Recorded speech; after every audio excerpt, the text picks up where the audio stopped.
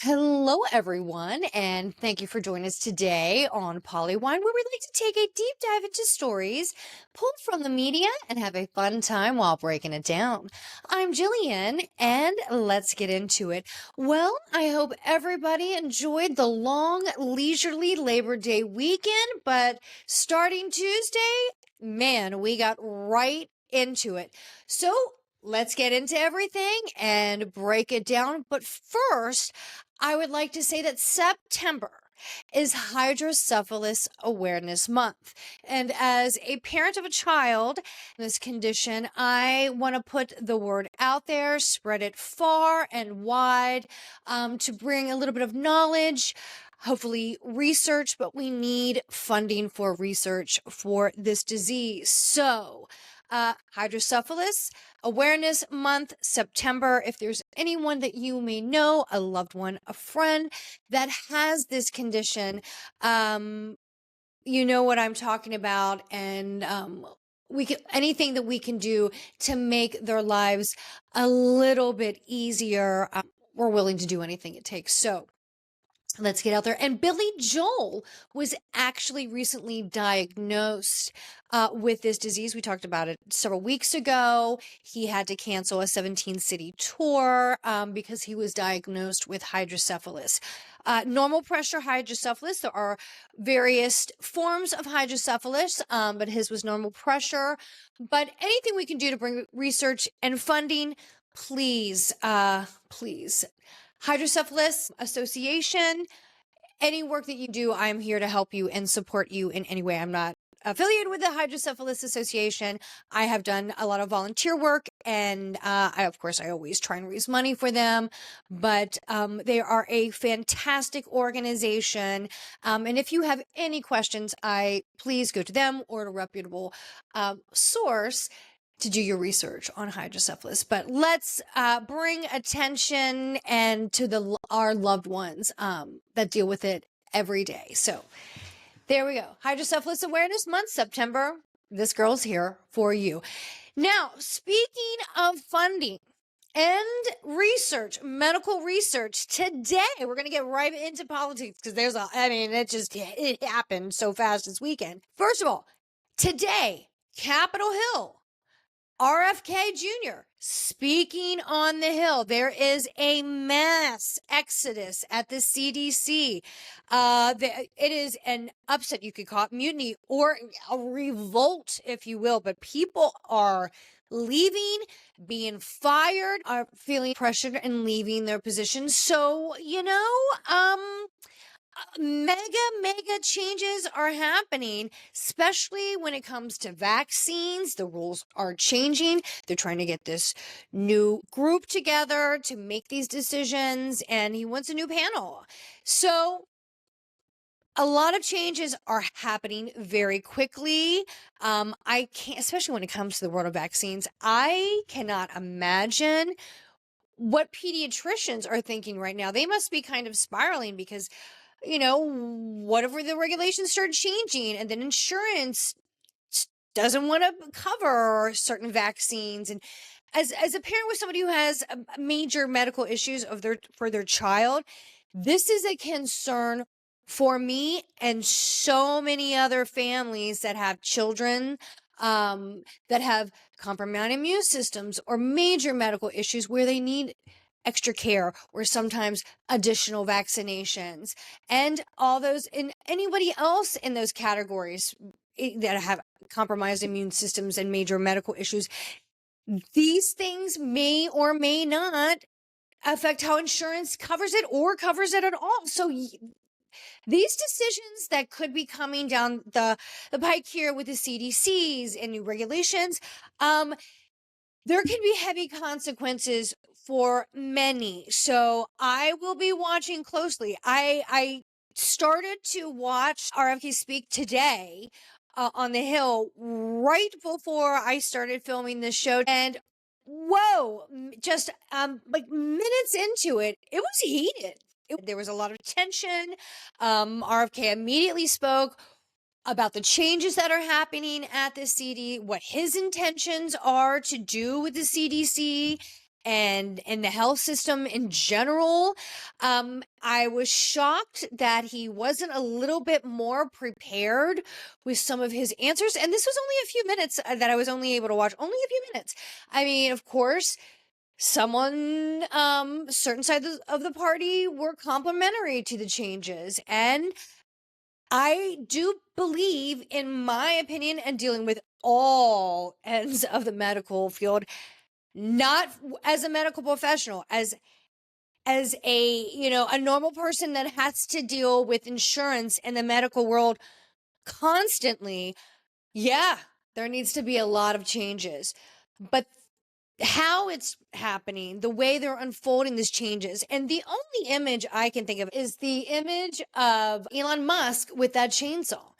Yes, you want to make changes? Great. But these things take time. There should be a process to make these changes. This manner of how they're going to just change it all quickly, and haphazardly, in my opinion, can have extreme consequences. Look, we've already are seeing the consequences that happen with the immediate cancellation of AID and other things, with the new changes that are going to start coming soon with this big, beautiful bill. I think it's going to, my personal opinion, it's going to affect many in healthcare. I am nervous about it, how it's going to affect a lot of people for my family and others in my sphere, and just everybody in general. It is a worrisome matter. We all want to get healthy. We all want to do better, but yes, changes have to happen in the system. But whoa, something, I don't like it. And I hear the pushback. I understand the pushback. I get it. But keep your eyes open. We just had the shooting at the CDC a couple weeks ago. Like, it's just chaos and it's crazy. So I will be watching this whole Speak on the Hill, on the our RFK Speaking on the Hill today after we finish this podcast, because I want to know what goes down, what said. I'm sure it's definitely going to be entertaining to watch, because people are pissed. This is the healthcare. People are furious. And when you see town halls where representatives are going to their constituents, in town halls where people in the community are expressing their concerns, what is happening? Wow, it is. I don't want to say heated. I don't want to say it's contentious. Like, it's a hair stone away from a brawl. People are screaming and upset. Many people are being escorted or thrown out by security. So, I mean, emotions are high.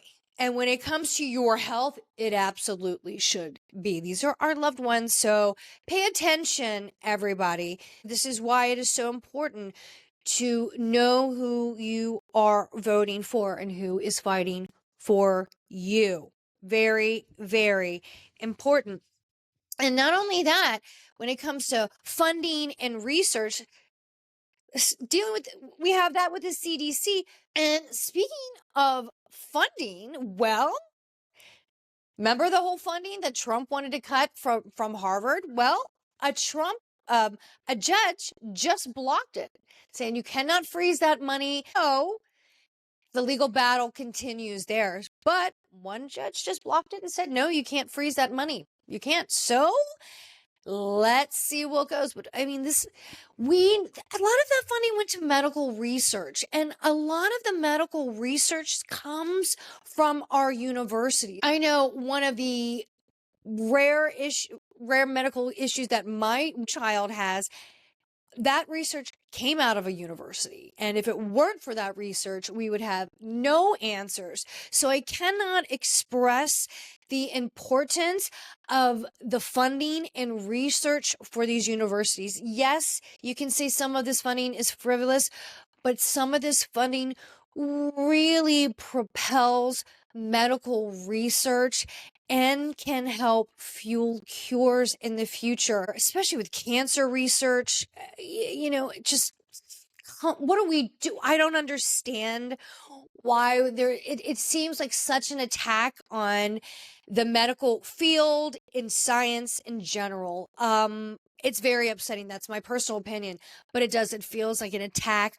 Yes, you can question some of the science and you can question your doctor. That's why that's why we encourage second opinions. Sure, you can disagree, but wow, this is a remarkable thing, and not in a good way. I am absolutely flabbergasted of what's happening politically. And then when we talk about funding and how these cuts that are coming down with Medicaid, Medicare, and just all these changes that are happening within the medical universe. Well, we also have about people losing jobs and the economy being tough for many. As we're talking about money, well, crypto's doing quite well. Have you seen the articles that are coming about the Trump family and their crypto money? Well, they just made a deal where they just made billions with a B this past week. Right now, it is in the Trump family. Trump has denied that he has any involvement. It is in a trust with his family, but wow.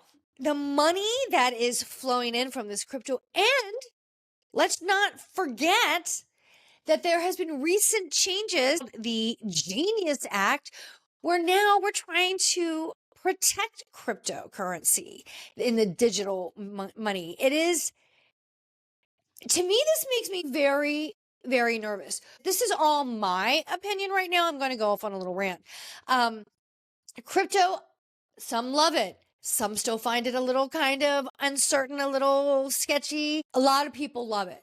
Some have made a lot of money on it. Some have lost a lot of money on it. It's too uncertain. And now to financially back that with government money. Like, does anybody not remember the financial crash of 2008, how we had to bail out major banks? I'm still a little bit upset about it. Okay. And everybody should. We, the American taxpayer, had to bail out big banks for all their misdeeds and mishandling of monies and how it tanked the U.S. economy, and we bailed them out. So now, if the banks can't get it right, and let's just go through history, there are bailouts all the time, and it happens in cycles. And the last one was 08, and a lot of times this happens in 20-year cycles, sometimes in history. We're coming up on that cycle, and this is all my opinion, and I am nervous that we are in that direction, and if that could happen again, and we have to deal out crypto digital money where we don't even know where it's coming from, it's not traceable. That's why so many people and criminals love crypto. It's not traceable. So that alone is a concern. And it's an interesting thing that during the first term of the Trump presidency, he was not into crypto. He thought it was a little sketchy. But now that he has crypto and now these tokens, the family is doing very well. They are rolling in, which is very interesting. If we roll back several years ago, the political debate and why so many people in the MAGA party were so against Hunter Biden because he was using his influence to make money. Does this sound a little too close to you? Right? Interesting. But for the government to back that, so if anything, a major crisis happens and we might have to bail that out, that is where I have a problem with. So take the time, go back, Google the Genius Act that just went through several weeks ago. But it's just interesting, this surge in crypto, these tokens. Gavin Newsom's kind of taking a page and the Trump thing. He's doing the AI generated images. He's now doing the token as well. No, it's kind of a spoof. But if he makes money off of it, I hope that that money goes for a good cause. Donate it. Please donate it. I don't want that to come back and bite you and to use it against you later on, because I know you've got a presidential run coming in your future. There is no doubt about it. So just make sure that money is clearly separated and it goes for a great cause. Donate it to healthcare. Build a children's hospital if you make enough money. Do something to help out. Give it back to the state of California that gives so much to you. I don't know. It is kind of funny to see some of the images, though. I have to laugh. But so then there's that. All right. We just came back from the weekend. It's like coming back from break in the middle of filming a show and action. We're back. I mean, and so yesterday we got RFK speaking. And then we have the whole crypto thing. Now, so they get back on Tuesday and boom, back to the Epstein. It is back on. And yesterday, victims of Epstein spoke right there on Capitol Hill. They wanted to get their voice out. Please release the files. Please release the files. There were attorneys there. It was really kind of a press spectacle. The women that were there as a united front, it was a powerful moment. These women said, look, we have lived in fear, for some of them for decades, and we have now found our voice. Virginia Roberts Giuffre, who just passed away several weeks ago, they were like, she was an inspiration. She was the loudest voice, the strongest fighter in this battle. She moved this thing forward in a way that nobody else could have. And if it were not for her strength, we would not have had the strength to come forward, because we have faced threats. We have faced, this is what these victims were saying, and multiple women spoke individually in front of this entire press conference. Some were like, we have been followed. We have been various ways that we have been stalked or harassed.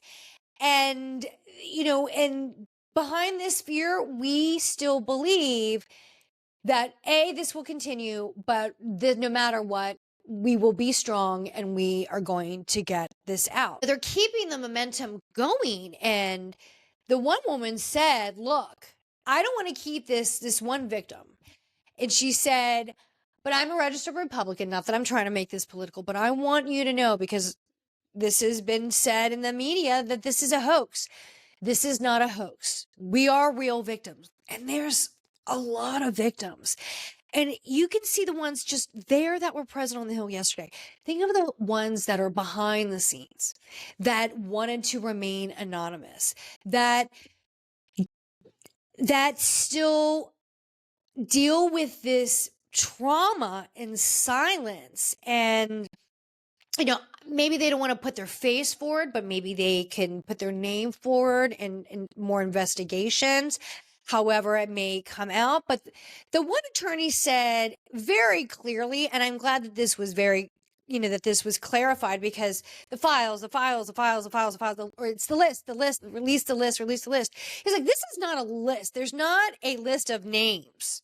If that's what you're looking for, that we're not going to find that. There's no list. Let me make that clear, because if you keep saying a list and they actually don't produce like a list, like a to-do list, but with names, then they're going to say it's a hoax. So let me make it clear. This is not a list. This is a network of people that helped, enabled, propped up, and others who engaged in this network, others who benefited from this network. It is a network, and those people, those names are the names that you should investigate. And the women, of course, some of the people were like, some of the journalists were asking, well, anybody on the list, name on this? Well, somebody actually, one of the victims named somebody straight out. And I was like, oh, okay. Wow. They said name someone, and she did. And so everybody else, like the lawyers were like, you could see the one female attorney in the back and like, don't answer that, don't answer. Thank God. And and this was a group of attorneys and like, don't answer that, don't answer that, don't answer. The attorney behind the male attorney, she looked kind of badass. I liked her. She's like, don't answer that, don't answer that. Let me clarify that. Good on you. And this one victim said in an interview later on that day, because of course, after all these victims spoke, there were multiple interviews and they were just pleading to Congress, please, please pass this bill to release more information so this information get out there so we can do more investigations. There has been a lot of things that have been, sealed and kind of covered up in this file, so you need to release it. Whatever ripples might come out of this needs to happen because there's a lot of victims and justice needs to happen for these victims. And to the women, what a moment of just unity and strength. You could hear the pain in these women that were speaking in front of the journalists. To see the women that were holding their speeches, and it was just shaking. Just to relive that emotion and pain over and over again. And they're like, we are willing to do it again to have justice, not just for us, but for all. Some of the journalists were just very, very respectful. One guy, I don't know who you were with, quite the reaction from the victim. We're not going to answer that. And he was just badgering them one right after the other, like, leave him alone. A couple of the women were thrown out. When you have Marjorie Taylor Greene up there defending these women, and you know what? I never agree with Marjorie Taylor Greene at all, but she's like, these women need to be heard. They're victims and justice needs to be served for the victims. Okay. Go Marjorie. Like, she was out like an attack dog for these women. Great. And Marjorie Taylor Greene, I wish you would take this approach to benefit women more often. Really, I'm this is no strike. I'm trying to give you a compliment. But with all this change, I'm talking about like healthcare and women's reproductive rights. Stand strong with women, Marjorie. This is your moment, girl. Take your moment. And I was very happy to see you stranding with them, and as you should. It was a moment. And then they're like, this is what we need. Please pass it forward. These women had a very powerful speech. And then like moments later, like literally minutes later, that news conference ends, a new one comes on, breaking news. President Trump is speaking, and he immediately goes into attack mode on these women, calls it a Democratic hoax. It's a political hoax. It's motivated by the Democrats. I'm paraphrasing. Even I was watching that just absolutely flabbergasted. I'm like, I Carolyn Levitt, as a woman, you need to kind of polish this one extremely delicately. Seriously. You can come off harsh and aggressive most of the time. You are a woman. These are many, many, many women asking to be heard. You must handle this delicately. I'm telling you, this is a political optic nightmare. And there needs to be some major cleanup. I could not believe Trump said that. Let's not forget several weeks ago when the whole Jeffrey Epstein thing was happening before Congress went on break and they couldn't pass the bill through. Remember, he said that his friendship dissolved with Jeffrey Epstein because he found out he was taking women from the spa. So, there was some weird stuff happening there. So if you believe that and you broke off your friendship with Jeffrey Epstein and wouldn't allow him to come back to Mar-a-Lago because there was something weird or potentially viewed as nefarious, and again, optic nightmare. That's all I'm saying. And it's not going away. I said it months ago. Is this going to be the scandal that taints or takes down this administration? I don't know. And we have all that going on here in the White House, in the nation's capital. It's been battle after battle, especially between the parties. Well, let's go to the world stage. Yesterday in China, well, there was quite a meeting. Talk about optics. You had 3 major world leaders that met. You have Putin of Russia, you have Xi of China, and you have Kim of North Korea. All met together in China, had a meeting, attended a military parade, and I gotta tell you, they know how to do a military parade. That thing was quite something.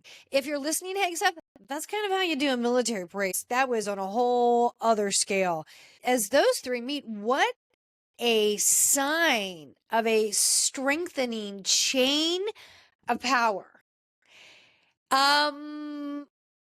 Trump, of course, released a statement on social media, and he said it was basically an act of conspiring against the U.S. For Trump, who just met with Putin in Alaska next month, he said if he doesn't do something soon or do a ceasefire, there's going to be some consequences. Well, yesterday, not a good look. So are the consequences going to happen? Because the bombing's not stopping in Ukraine. They've had a few days of very intense bombing. And if that's moving forward, what are the consequences going to be from you? And if there are consequences, I don't know, sanctions, tariffs, whatever they may be, could there be any retaliatory reaction? So I guess we'll see. But what we do know for sure is that those deadlines have expired. So where are we going to go from there? So the waters are very murky right now, and the tensions are high in the geopolitical stage. There have been a lot of people coming to the White House to talk. We need to handle this with a little bit of compassion and understanding and planning. There just doesn't seem like, this is where I get very uncertain, and this is where I'm going to tie it all together, like RFK, a lot of the decisions that are making in every department of this administration. It's happening so fast. There's no plan. It just is so clear there's no plan. And what are the consequences going to be, a year, several years, a decade from now, from just reacting and pushing something through without a researched plan? And where are we going to go? It's very scary. So the battles are happening. We're getting right into it. And let's see where we go. But I got to tell you, some of this stuff has been a head scratcher. I feel like I'm not only clutching my pearls, I'm holding my chest. I'm just like, what is going on? So I guess I can understand why everybody's so anxious and right now. So if everybody's on antidepressants, we got to be able to afford, medical insurance, medication. I need to breathe. Like I said, I will be watching this whole RFK on the Hill later. Absolutely. I need to know. And so do you. And I'm going to bring it to you. Don't worry. So, but as we're talking of battles, let's get into something not political, and let's get into our world of television. So as we just had a large travel weekend. Labor Day weekend here in the US is one of the busiest travel weekends of the year.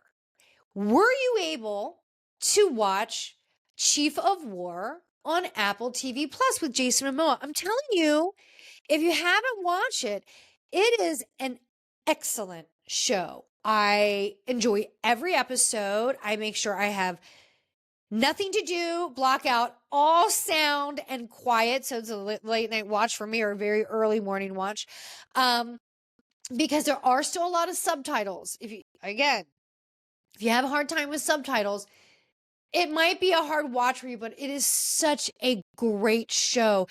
The historical elements to it, the set, the design, the clothing, the every aspect of it, the language, just so good. I cannot imagine. I don't know how long it took to prepare for the show. I can't even imagine. With every department, history, language, this, that. Such a great show. I am learning so much about it. And I just want to add, the actors in this show are huge. And I'm saying this in a complimentary way, like Herculean huge. They are shredded, muscular. They are just ripped. They are beautiful. They are tall, muscular. I said many weeks ago, I think when Da Vinci designed anatomical man, that we use in modern medicine, he must have been envisioning Jason Momoa, or maybe one of the men on the show. These men are just perfect specimens of the human body, I must say. And you see it all because they're literally walking around in loincloths. So you see everything, but they are just muscular, carrying lava rocks around. And it's just a great show. And the women in the show, badass warriors. You see them in battle scenes. They are just awesome. So it's great to see women in history on even keel as men, especially when it comes to battles. Somebody got to fight, and women, we can be savage. So yeah, don't mess with us. So great show. I love it. Apple TV Plus, Chief of War, Jason, go watch it if you haven't. And as we're talking about beautiful backdrops like a Chief of War in Hawaii, let's get over to our world of Bravo. The women in Miami, the Real Housewives of Miami, this past, still in Seville. They also went to Marbella. The fight is still happening about the private jet. Please get off the PJ.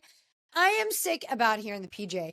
Marisol and Alexia didn't go to Marbella. They avoided the private jet trip because they were just like, if I had to hear about that private jet one more time, I was going to lose my mind. I agree with Alexia and I agree with Marisol. I am so sick about hearing about that private jet, but it's a nice jet. But they went to Marbella and they had that whole White Lotus experience. And when Gertie said, this is some White Lotus shit, and I approve, I'm like, me too. I want to be there. That looks amazing. I want to be a part of that. That looks awesome. It was beautiful. I loved every moment of it. Lisa cannot handle her liquor. And when Larsa was like, can somebody please do that call scene that they do at the wars where they start playing the music to escort her out. Can we do that? When she was doing those toast after toast after toast, and Kiki was like, how many toasts did we do today? Yeah, she was a little sloppy, but entertaining. Marbella was absolutely beautiful. It was gorgeous, and it was as White Lotus as it came. It was fabulous. It really was. But at the end of the episode, when they were wearing the flamenca dresses and they went to the town square in Spain and Seville, it was so beautiful. The scene, as they're singing happy birthday to Stephanie and having this really special moment, it was kind of a big moment for Housewives. Like they had this square closed off, and you had tourist people like sitting there shooting video. The Housewives of Miami, and they're pulling in on these carriages, and there's this private band playing. It was really something. And Stephanie, instead of taking this moment in and just and being in the moment with these girls, no, she's FaceTiming her husband. Look, babe, look what I was so grossed out in the moment. Like, can you just film it and show him and send it to him? Like, just enjoy the moment, how she is with her husband. Like, I need him. I want him. I love him. First of all, you can tell you guys just, you haven't married that long, but it's over the top. It's over the top. But that whole scene was so beautiful. And boom, they go right into it again. Stephanie and Alexis start fighting over the jet. I am so sick about hearing about this jet. And when Alexis is like, you try to control everything, you know, that's what you do. And that's part of the problem. I'm like, well, yeah, she is right about that. Alexis is right about that. You are trying to control everything. And I love it. And congratulations, girls. You got an after show. And even I watched a moment of it the other day, and the one director was like, congratulations, girls, you made it. And so, yes, you made it. I thoroughly enjoy Miami. I'm glad you got your after shows. That means you've earned it. Still pissed that Adriana is not considered a full-time housewife. She needs to have one. I don't like it that when they do the screen, when they show the pictures of the cast, she's not in it. I don't like that. I am team Adriana all the way. She's messy. She's funny. She mixes up her words. You must have her. She's an absolute pillar of the show. She does prop up the show with a lot of the drama. So yeah, love her. And team Adriana all the way. And I like Alexis too and Marisol, even though they drive me crazy, those two.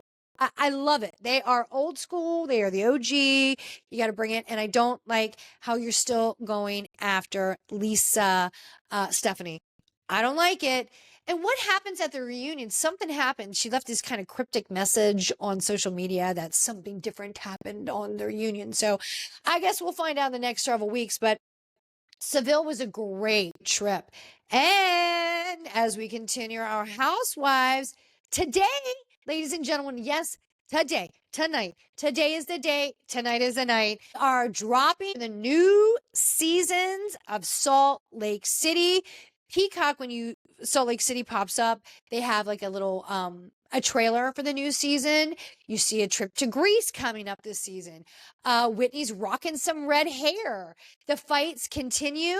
I do love Angie K. She's going after Lisa Barlow. Still love it.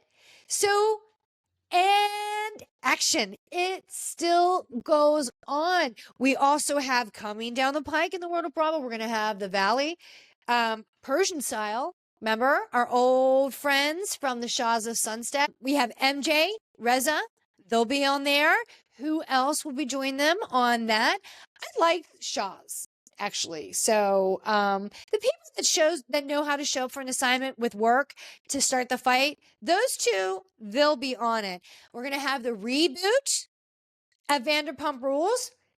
Hopefully it'll be better than the reboot of New York, my opinion, of The Real Housewives of New York. I did not like that one. And is it going to be better than Real Housewives of Jersey reboot? Because something's happening there. We shall see. But this week, guys, we're back. TV is coming back. The shows are coming to a new season. Fall is here. And we'll be back with a new season as well. But that is it for us today. Thank you so much for joining us on PoliWine. Please follow us on Instagram at PoliWine Time. And please listen to PoliWine wherever you get your podcasts. Thanks so much and have a great day. See you soon. Bye.